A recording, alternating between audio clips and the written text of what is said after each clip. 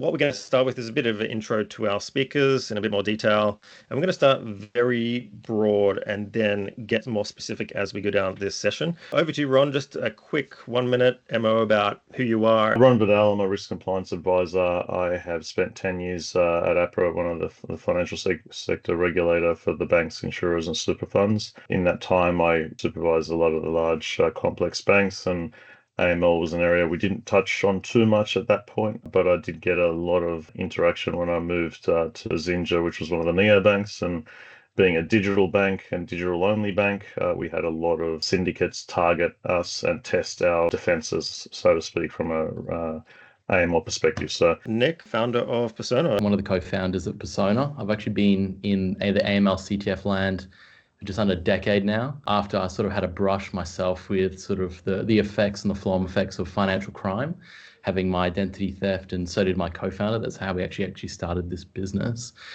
And about 5 years ago now, we sort of started this company called Persona, and our whole goal is to essentially allow businesses to have the tools to prevent financial crime happening in their business. Doug is one of our heads of data governance, and you'll kind of see how that fits into the pie a bit later. I am a client success manager based at Centurion. Why are we here today? Ron, I think is probably best place to give us a bit of general context, which I think is sometimes missing from this conversation, ironically. AML is really all about crime prevention, and some of the most heinous crimes that you see in society often start and have their root in AML and the proceeds of crime. Examples of obviously children being targeted by criminals is horrendous. Obviously, this one here, the Indonesian baby trafficking, which again, terrible. And yeah, a little bit closer to home, Westpac. Yeah, so look, AUSTRAC is it's an interesting regulator because it is a financial intelligence unit as well as the regulator. So it's there to gather information on transactions that are reported to it and try to pull together the information, and it creates like a database for authorities to use and to identify. FATF is a new one. I haven't heard about them before. The Financial Action Task Force is the global body that sets the rules across AML and CTF across the world. And so the whole point of this regulation is a combined effort across jurisdictions. And over to you, Nick. Well, you've got a bit of a 5Es approach here for compliance. Can you just run us through what that is all about?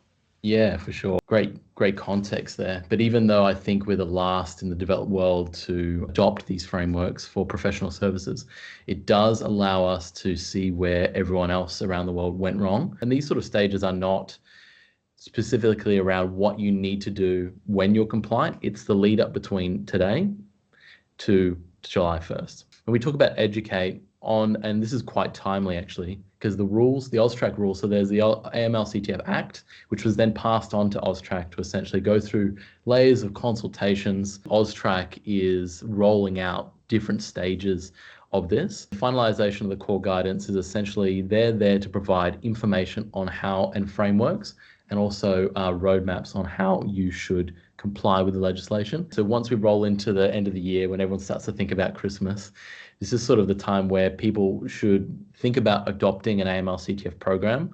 And then step 4, sort of almost like semi-crunch time here, isn't it, in March 2026? From the 31st of March is when designated services or reporting entities like professional services can enroll with AUSTRAC. So this is July 1st. This is essentially when the obligations kick in. So this is when you'll start doing all of your obligations underneath the Act. But you've got a bonus thing I noticed here, which I really want to hear about. So tell us what that's all about.